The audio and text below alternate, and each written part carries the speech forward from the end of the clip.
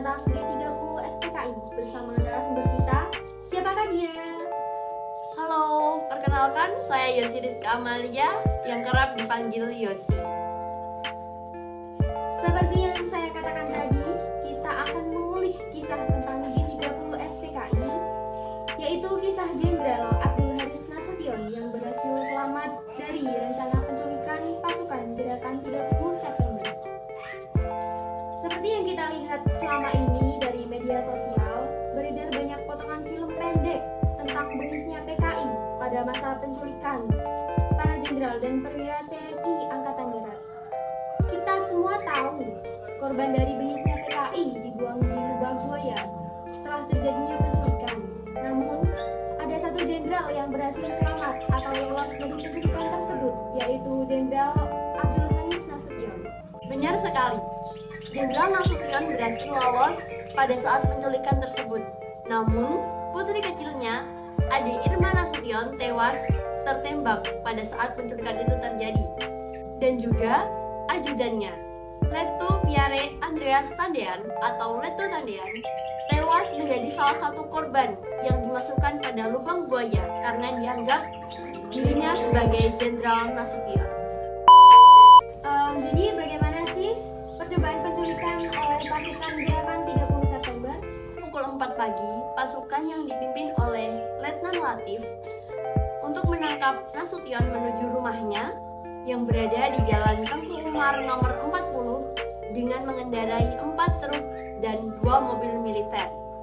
Penjaga rumah di pos luar melihat kendaraan datang, namun setelah melihat yang datang adalah para tentara, ia tidak curiga dan tidak menelpon atasannya, yaitu Sersan Ishak.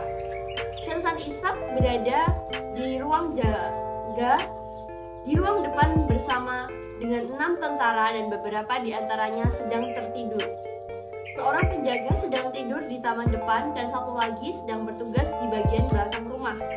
Dalam sebuah pondok terpisah, 2 ajudan Nasution sedang tidur, yaitu seorang letnan muda bernama Pierre Tandean dan juga ajud komisaris polisi Hamdan Mansur. Oke, dari cerita tersebut saya akan menanyakan tentang beberapa hal ke rekan saya. Sebelumnya untuk Yosi sendiri, pernahkah mendengar tentang cerita-cerita G30 SPKI? Saya sendiri memiliki ketertarikan yang cukup tinggi mengenai cerita-cerita sejarah.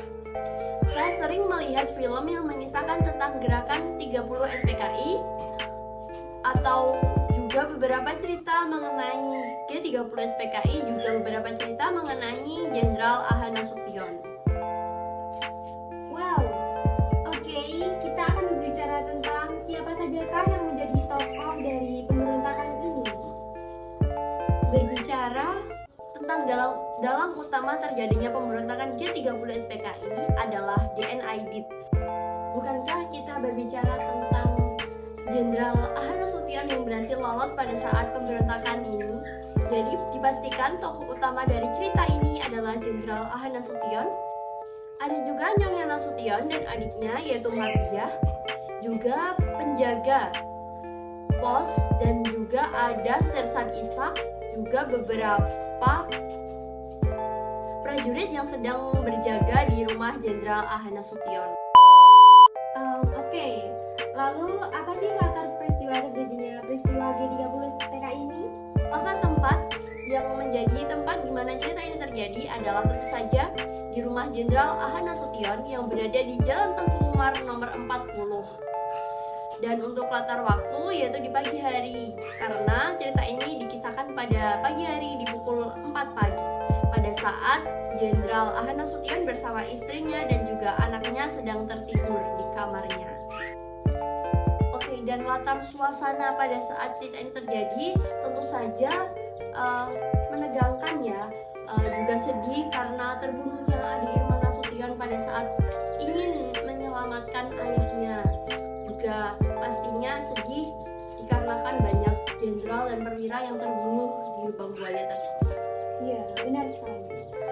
Dan juga sepertinya yang dialami Jenderal A.H. Nasution sendiri panik karena dikisahkan pada saat Jenderal A.H. Nasution naik atau melompat pada tembok pembatas rumahnya, dia ragu dalam mengambil keputusan. Tapi berkat istrinya atau Nyonya Nasution, Jenderal Nasution melakukan tindakan yang tepat sehingga dia bisa selamat dari penculikan tersebut.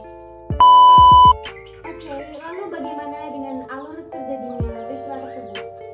Alur terjadinya peristiwa ini tentu saja alur maju ya, karena pertama kan jenderal dibuktikan dari kedatangan para pasukan Cakrawirawa yang pada pukul 4 pagi menuju rumahnya. Lalu diceritakan tentang pos penjaga rumah yang mengetahui hal tersebut tapi tidak menelepon atasannya, yaitu Sersan Ishak, juga ditandai oleh Nyonya Nasution yang terbangun lalu sehingga membangunkan suaminya yaitu Jenderal Aha Nasution, dan sampai pada saat Jenderal Aha Nasution kabur dari tembok belakang rumahnya, lalu hingga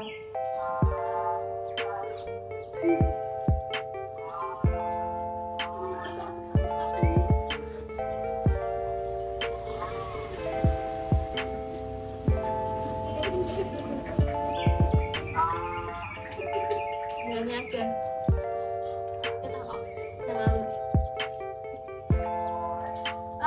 Oke, lalu bagaimana dengan alur terjadinya peristiwa tersebut? Tentu saja alur terjadinya peristiwa ini adalah alur maju, dikarenakan ditandai oleh datangnya pasukan Cakrawirawa, lalu kaburnya Jenderal Aha Nasution. Pastinya dapat diketahui secara langsung bahwa alur dari cerita ini adalah maju. Dan untuk sudut pandang, menurut Desi ini sudut pandang siapakah yang digunakan dalam cerita ini?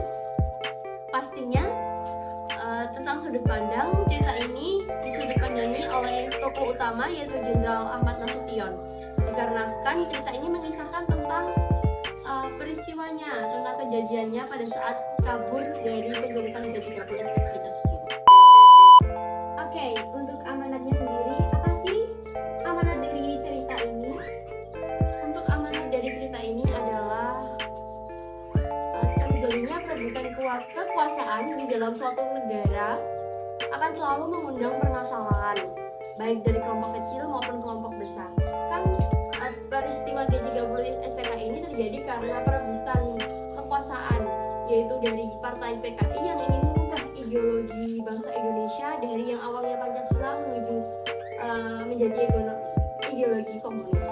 Yang kedua adalah dalam menjalankan amanat, kita seharusnya menciptakan keharmonisan agar apa yang dicita-citakan oleh bangsa cepat tercapai atau terwujud. Harus ada kerjasama antara beberapa pihak, tidak hanya satu pihak.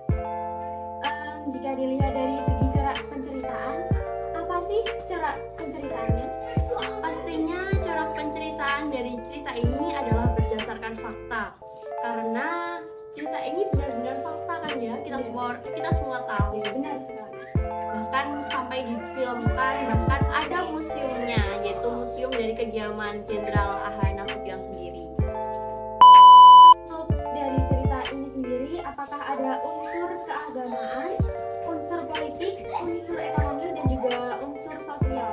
Pastinya cerita ini memuat unsur politik karena dari Partai Komunis Indonesia ingin mengubah ideologi kita menjadi ideologi komunis, yang artinya juga ingin mengubah susunan politik yang ada di Indonesia. Oke, cukup sekian dari podcast kita kali ini. Kurang lebihnya mohon maaf apabila ada salah atau kurangnya dari kami. Saya akhiri, wassalamualaikum warahmatullahi wabarakatuh. Dadah.